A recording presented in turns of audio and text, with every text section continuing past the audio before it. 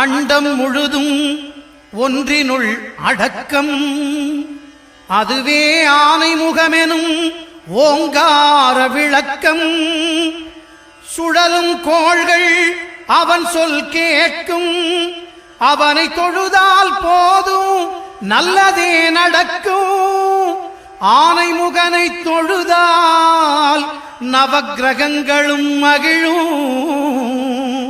நல்லதே நடக்கும், நல்லதே நடக்கும்.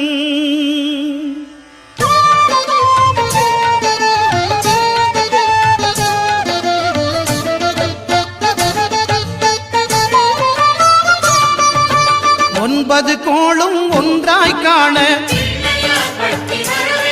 அங்கு கற்பகம் என்னும் கடவுளின் மெய்யில்